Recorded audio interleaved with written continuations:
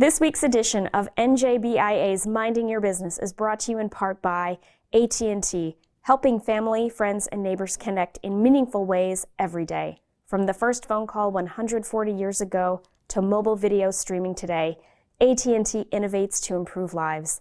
New Jersey's community colleges, aligning education to build an innovative workforce.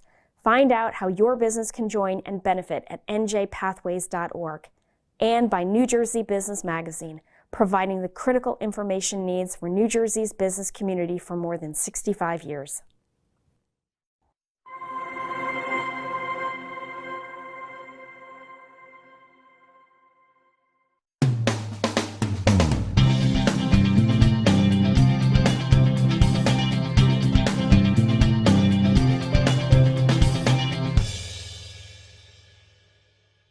Welcome to NJBIA's Minding Your Business. I'm Bob Considine.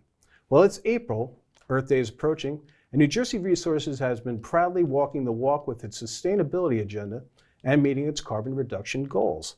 Here to tell us all about it is NJR President and CEO Steve Westhoven. Steve, thanks so much for being here. Yeah, thanks for having me today. All right, so, we talk environmental and climate goals, all the talk lately. How is NJR approaching these goals? So we've got a multifaceted approach. If you go back through the history of the company, we've invested over $1 billion over the past few years in essentially tightening up our system. Right. We've replaced all of our cast iron, all of our bare steel. And what we've done is we've created a situation where our system is perfectly aligned with the decarbonized fuels of the future. Okay. We also have energy efficiency programs. Right. We're reducing our customers' usage, and a number of other programs, which I know we're going to talk about today, moving forward, where our business aligns very nicely with the clean energy future. Okay. When we talk about net zero target, is that what we're talking about? Okay. When we talk about a clean energy transition, oftentimes the word that comes after that is cost. How are you going to manage this transition when you're talking about businesses and residents and even seniors? Yeah, it's a great question, and certainly affordability is top of mind for everybody today with inflationary pressures that are taking place. And ultimately, it makes perfect sense to use a system that's already built, it's already paid for by the ratepayers. It's being utilized every single day safely and reliably, and being able to repurpose that system instead of building all new systems is going to get us to a clean energy future more cheaply, more reliably, and certainly keeping the same amounts of affordability as well. So you mentioned decarbonized fuels. What are we talking about exactly? So, they come in a few different forms, but, we'll talk about, two different forms today. Okay. There's hydrogen that you're able to put into the system. Not a new technology. You can blend it with your current, fuel that you're delivering to your customers. Right. It's taken place in Hawaii, where they blend somewhere between 10 to 15% into the system.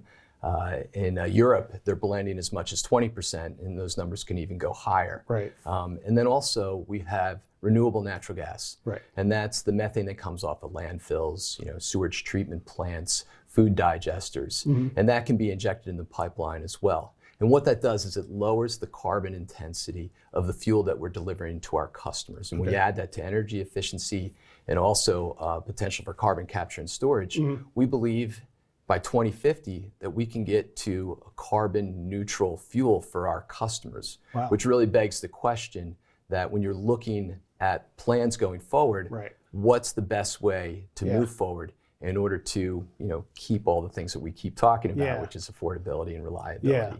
So we're talking about there's other things out there like wind and solar, which are going to be fairly cost intensive and new technologies for the most part, correct? Yeah, I think it's an all-above approach. We certainly need all forms of energy because there's energy needs that are constantly growing, and it's really a matter to think about this infrastructure a little bit differently, going forward. If you look at the state of New Jersey, right, 75% of the residences commercial use natural gas that's piped into their homes. If you look in our service territory, that's over 80% that's being utilized. So you already have the customer touch that's there. So it makes all the sense in the world just to continue that. Right. And with these sources, I guess if it's a new type of fuel, they are they're not intermittent sources of fuel.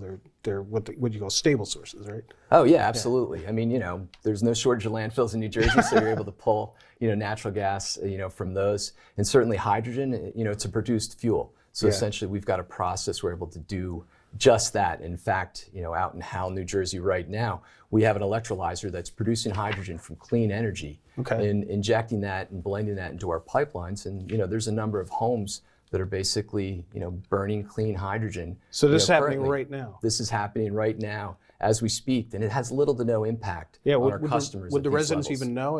I'm sure they wouldn't. They wouldn't. At these levels currently, that they would not be aware of this taking place. So essentially, there's a clean energy future that has started right now. That's great. And customers aren't aware of it, but shows like this today, are going to make people aware of what we're doing. Well, let's talk about that a little bit. How important is it that the public actually realizes?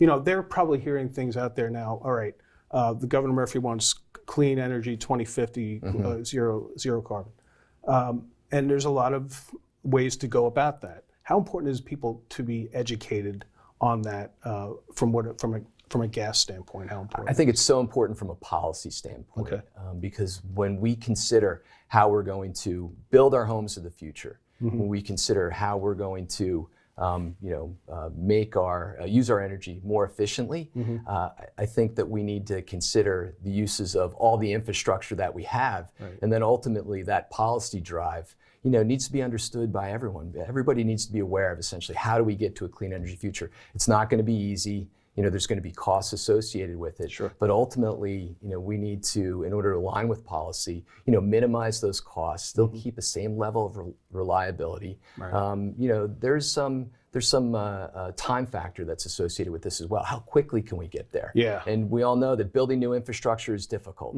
Building anything new now has become more difficult. So using the existing infrastructure makes all the sense in the world, especially from a time perspective.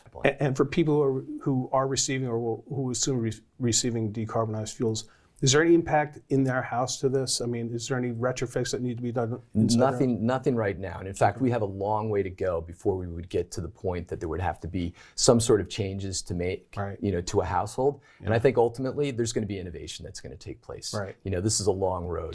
It's 2022. We've got 2050 goals. So when you look, over the next 30 years, there's going to be some innovation take place. But I think the key to all this is we have a plan. We have a plan in place to decarbonize the fuel that we deliver to our customers in a way to have smaller impacts to them, lessen the costs for them going forward, and have the ability to get to a clean energy future. And ultimately, that needs to be viewed and driven towards, and then allow for innovation to take place. Let's not pick any winners or losers right now. The point of this is to decarbonize. The point isn't to pick some sole fuel source and then move forward to it. We want to decarbonize. So let's keep our eye on essentially the decarbonization prize, and then ultimately how do we drive to get there. Steve, I don't know if this is too soon to ask this question, but how much of these decarbonized fuels can NJR feasibly develop? So we've got a hydrogen facility now that's producing a small amount of hydrogen, injecting it into the system. And I think, there's a number of ways that you can develop, the hydrogen production. President Biden right now has put out a hydrogen shot, which was similar to the solar shot that was developed a number of years ago. And the solar shot, they drove down the cost of solar. And you can see in the state of New Jersey, there's been quite a bit of solar development. In fact, us, as NJR, we've developed about $1 billion worth of solar in the state of New Jersey. We've got plans to develop, quite a bit more over the next few years. So ultimately, the hydrogen shot is going to drive down the cost of hydrogen. Putting the attention, the dollars towards it, bringing it to scale can drive down the cost. So what I'm trying to say is that it's yet to be determined where these hydrogen hubs occur and where this production occurs, but it certainly puts it in the fairway of potential for the company to develop hydrogen moving forward, similar to the plant that we have in operation, which is really the whole reason that we put that plant in operation. It was a pilot program. It tested out the technology. We're learning a lot from it on how to operate. When did it start? It started back in October. Okay. It started back in October, so it's been operating Yeah. for a number of months. Right, wow. So, and before that, I mean, we've been thinking about this for a long time. Yeah, sure. You don't just walk in and say, Just walk in, the engineers, the group, put a challenge to them and say, hey, we're going to be part of the clean energy future. How do we decarbonize our fuels? And then how do we go about, proving that these concepts work in order to become part of the policy discussion going forward? Do you have any number of how much offset of carbon emissions are coming from this facility? That's a great question. So at that facility, even though it's a small amount coming out, it eliminates about 180 tons of carbon every single year. Wow. So that would be an equivalent burn. Right. I should also note for the viewers, the company is also, we mentioned it's almost Earth Day, so we should mention this. NJR is also looking to run its vehicle fleet on low or no carbon fuels to meet the 2050 goals. So that's pretty good too. That's right. That's right. So we've got zero carbon emissions, from our scope 1 and scope 2, which is really just operations within the company. Right. So it's eliminating, it's tightening up your buildings, it's your heating, your HVAC, it's the operations of your vehicles, doing carbon offsets. Yeah. And certainly we're looking at ways to run our truck fleet, either electric or have them run off hydrogen. And certainly a lot to do, moving forward. But we've got a plan to get there. Good. One other thing with Earth Day coming up. You have another program that's called the Coastal Climate Initiative. What is this? Yeah. So Coastal Climate Initiative, we started that, I guess it was about a year ago. And what that program does, it's concentrated in and around on Barnegat Bay. Yeah. And what it does is it provides resources to be able to essentially rebuild the barrier islands, right? Great carbon sink in some of these marshlands. Right. So rebuilding them, it takes carbon, out of the air. And then ultimately it also rebuilds, the barrier part of the island. So it helps protect some of the communities as well. So you're doing this with the Nature Conservancy? Yes, we're partnership with the Nature Conservancy, and what we do is, if anybody is to make a donation, then we match that donation, dollar for dollar. Right. You can go to our website if you wanted to learn more about it. I actually have the name of it here. Make a donation. Yeah, I do have it. We'll put it up on the screen. But Perfect. This is a great program, and I think it's, you mentioned the carbon sinks. This thing sucks up carbon basically, and you're raising the level of these wetlands, which are basically have been going down due to sea level rise. That's right. Yeah. That's right. So a great program. We're looking forward to continuing it and seeing it grow. I want to ask you one more question, Steve, on a personal note. You've been with the company since 1990. And you started as an engineer? I did. Right out of college. All right. Wow, it's amazing. So I'll tell you a funny story. I'm a member of New Jersey Home Services through NJR, which is another subsidiary. And I had a guy come to the house, and it was soon after you were promoted to be president and CEO. And we got on the subject of you, and he says, this guy is like, he goes, boy, we got this new CEO, and he's great. He's a former engineer. He gets it. So your rank and file think highly of you. But what I wanted to find out is, as you've seen NJR grow with your own personal growth, how exciting has it been to see what this company's been able to do for the past 30 years? I took the job out of college, been with the company and worked through, a whole number of positions to get where I am today. And ultimately, I've always lived in the service territory, lifelong New Jersey resident. I have a lot of family in New Jersey as well. Right. So when I think about all the things that we were talking about today, I think about how important it is for us to get this right. Right. Not only for us as a company, but for those in the community, for those that have, I've lived around for many years, for my family that's in the area, for all the people that that we all talk and deal with on a daily basis. Right. So ultimately, getting this right, getting to the future in the most cost-effective way possible, getting there quickly, and then preserving reliability and really the energy infrastructure that supports everything we do every day. It's important to me, and is really tied up in all the things that I've just mentioned. Steve, this is great information. We'd love to hear about more of these emerging technologies going forward. Please come back to the show. I'd love to come back. Thanks for having me today. All right, thank you, and we'll be back right after these words. Okay, at AT&T, everyone gets our best deals on all smartphones. Let me break it down. You got your new customers. They get our best deals. You got your existing customers. They also get our best deals. Everyone Gets the deals. questions. Got it. But why did you use a permanent marker? Because I want to make sure you remember. I'm going to get a new whiteboard. It's not complicated. Only AT&T gives everyone our best deals on every smartphone, like the Samsung Galaxy S21 5G for free. Welcome back to NJBIA's Minding Your Business. I'm Bob Considine. Well, the New Jersey Pathways to Career Opportunity Initiative is running on all cylinders on the road to aligning the state's education efforts with its workforce needs. Here to discuss the latest with this very important program is the Senior Director of Strategy and Partnerships for the New Jersey Community College Consortium for Workforce and Economic Development, Catherine Fruge Starghill. Catherine, thank you so much for being here. Thank you for having me. That is a long title and a long thing to say. It is. But worth the wait, so we're glad you're here. I wanted to talk to you about the New Jersey Pathways program. I know they're really based on what you're called collaboratives, and you're the lead on these collaboratives. What are they? Right. So we have the Pathways Initiative has two components, the industry-specific collaboratives as well as the Centers for Workforce Innovation. Right. But the collaboratives are the statewide, all-inclusive gatherings, meetings of education institutions as well as employers. Okay. So we refer to them as our industry partners and our education ecosystem partners. And they come together for the purposes of receiving and sharing information about all education and training across the state, as well as labor market information, which really highlight the needs of our employers. And how often are they meeting these collaboratives? Monthly. Monthly? Yes. Wow. And so you've done, what, 3 months, 2 or 3 months of these already? We are beginning our third month. Right. And they're virtual? They are virtual on That's Zoom. Good. We've People become are busy, right? experts on Zoom. Yes. What kind of engagement are you getting from these folks? Incredible engagement. As a matter of fact, in our database, we now have 990 partners. Wow. Inclusive of our industry partners, which is, of course, employers, employer associations, labor unions, and the like, workforce development partners, as well as our education ecosystem partners. And we kind of call those partners our ecosystem, education ecosystem partners, but they are high schools, they are community colleges, four-year colleges and universities, community-based training providers, again, workforce development partners who are training the unemployed. It's everyone engaged in education and training throughout the state. Let's go through each one of these collaboratives. One is a health service, which is kind of the fastest growing sectors in the state for work sectors. What kind of feedback are you getting in the health services department?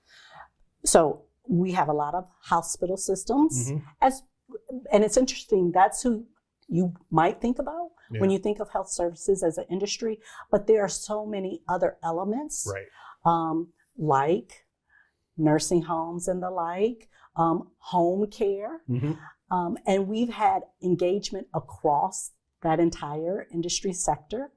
And it's, always, as you hear from many employers across all sectors, it's all about getting more skilled employees in the pipeline.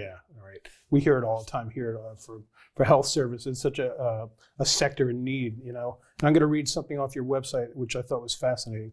Health service employers paid nearly $28.3 billion in total wages in 2018, and the state forecasts that 78,300 new jobs will be added by 2026. So that makes makes it the largest sector in New Jersey. So is that reflected in some of the conversations, like the urgency on this? Absolutely. The employers, so part of the collaboratives we have industry leadership team meetings. They meet quarterly. They are, leaders of these organizations, and they tell us, so that information you just read was from the New Jersey Department of Labor and Workforce Development's Labor Market Information Group. But the employers are telling us, the CEOs, the SVPs are telling us, we don't have enough staff. Wow. And is this a COVID thing, or is it even? It started before COVID. Okay, COVID exacerbated the situation. Yeah, and we're hearing about a lot of it now. And great representation for all these schools. We'll put the name of the schools involved both in patient care and healthcare technology and administration. How awesome is to have such involvement from these community colleges? It's incredible. So this initiative it's a community college initiative. but we're inviting all other education institutions. Yeah. And, patient care curriculum is probably the largest curriculum at all of our 18 community colleges. And so that Center for Workforce Innovation, focused on patient care, has 7 community colleges. Yeah. The other centers for workforce innovation have, some have 2 colleges, others have 5. That's probably the max, but patient care is the largest. Yeah, and I'm wondering what they even get out of it. Like, do they enjoy being part of this process? Absolutely. The centers are the smaller work groups that will actually develop new curriculum and degree programs or enhance existing programs. And we have a network of community colleges in the state. It's not like a system with one person dictating everything that each of the colleges do. And so this is one of the few opportunities our colleges have had to really talk to one another, collaborate with one another in regards to curriculum specific content. Yeah, I was wondering before this, you mentioned it's the first time they're really kind of working with each other. I wonder, is there even competition between these schools? Oh, sure. Sure, absolutely. Right. There's some, county border competition Right, I'm sure. happening. But they also do collaborate where they have, we call them 1+1 agreements, enrollment agreements, because not every community college can offer every single degree program. And so maybe a resident student will take their general education courses at their local community college, but because of an agreement that college has with another community college, they'll take all of their degree major programs at another community college. Okay, very interesting. Yeah. All right, so let's get back to the collaboratives. The next one is manufacturing and supply chain management. And we've heard so much about supply chain in the news. Are these collaborative sessions reflecting that in those conversations? Absolutely. So there's the frustration. I mean, the supply chain problem really is linked to several things, but one of the issues really is workforce, not having enough personnel to unload those big containers, right, coming into the port of Newark and Elizabeth. And so, making sure that the employers operating those ports have enough employees is important. Make sure they're trained properly. Right, and even, you mentioned the employees, but even the manufacturing aspect of it, we need people to make the parts to load off the boats. Well, there's that. So maybe our reliance on other countries, has to be put in check. And I think that there are policymakers certainly talking about that. Absolutely. The one thing the manufacturing employers talk about is changing the perception, really not even at the community college level, but at the high school and middle school level, right? Manufacturing is no longer dirty work. No. These are clean rooms with technology. It's not the old metal shop. It is not the old metal shop. The wood shop, I remember going way back now, we'd be making marionettes out of wood, going way back. So it's gotten a little more sophisticated. With the sawdust all over the floor, Keep your saw square 2 ways, and we know how it goes. The next collaborative I wanted to mention, Catherine, is technology and innovation. We have, it looks like we have 4 centers of workforce innovation within this. And I was curious about cybersecurity. That's another big topic we're hearing. What are we hearing about those? So during the collaboratives, we have speakers come and talk to the attendees to impart important information, talk about best practices and what's happening around the country so that we in New Jersey can benefit. And it's very interesting. Everyone, agrees cybersecurity is not just cybersecurity. Every industry has to address cybersecurity.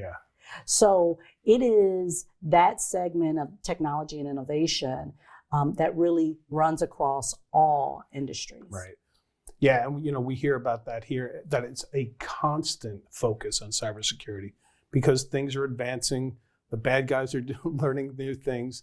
And so so we're hearing about that in the collaboratives, like the need for this to focus on that. Absolutely, and the curriculum related. So one of the partners in the collaborative is Cisco. Right. And Cisco, while they are a business, they also provide curriculum to anyone who'll take it almost, right? And so our colleges are partnering with the Camden Dream Center. Okay. That is a community-based training provider, but they are the state's hub for Cisco training. Okay. Any community college has to go through the Camden Dream Center to adopt that curriculum. And then our community colleges are able to embed those third party, because they're Cisco, industry valued credentials into the degree programs. Wow, so our students who are, getting a degree in cybersecurity or information technology, because that could be buried in those degrees as well, they,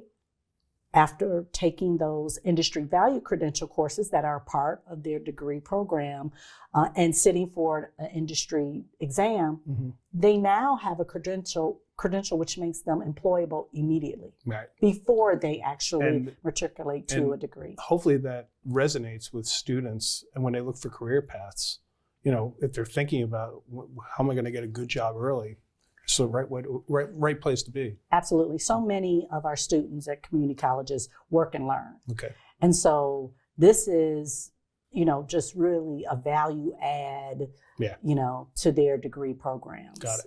And the last collaborative, Catherine, is infrastructure and energy.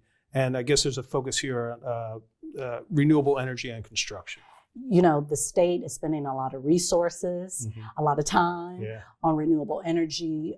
At our last month's collaborative meeting for infrastructure and energy, we actually had NJEDA, the Economic Development Authority, come and present about offshore wind and everything that was going. And I was sitting there like I was a regular attendee because I've heard so much going on, but I didn't know what was what. And so we got a really good update with regards to the companies involved, the areas, the offshore areas that are part of this initiative.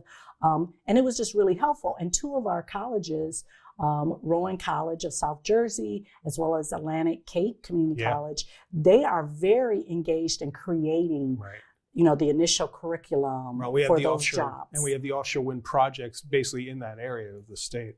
Exactly, right. So it made sense for those colleges to be engaged. That's great. Yeah. And I wanted to hit on these collaboratives. To get involved, if you're a business, what do you have to do? Go to our website, I'm sure we'll put njpathways.org. It's right here under my hand. Nice. Absolutely. Just sign up. You'll start receiving all of our emails and communications, meeting invitations, so that you can join and participate. And based on the engagement, into the third month now, I think that everyone will find something in those meetings. Yeah, the voice of business is very important throughout those. This whole initiative is the community colleges in New Jersey partnering with NJBIA. We honestly don't believe that the policymakers would have been as interested in this initiative, except that we had the voice of business up front. And I should also add, if businesses want to get, if anybody wants to get involved, in addition to going to njpathways.org, you sign on to your social media sites. Yes. Because the reminders are constantly coming in. Maybe too often. No. It's great. I think it's awesome. And you can get involved that way. Absolutely. Lastly, what's next steps for the collaboratives? We have, within the collaboratives, one of the main deliverables by the end of the year, I say that probably more like January, will be these industry-specific strategic education and workforce plans. Got it. Where we identify the challenges, propose some solutions that may be policy-based, they may be program-based, but the goal is, in working with our industry leadership team, those leaders in the companies of each of the 4 collaboratives throughout the state, is to come up with concrete actions to take to ensure that New Jersey has the best trained, well-skilled workforce for every employer. Right, and it sounds like you're off to a great start. I mean, you've only done this for 3 months. I bet you have enough to go right now, but I know you're going to tell me you don't. So this is great stuff. Catherine Fruge, Starghill, thank you so much for being here. Thank you. All right, and thank you for joining us on NJBI Minding Your Business. We'll see you next time.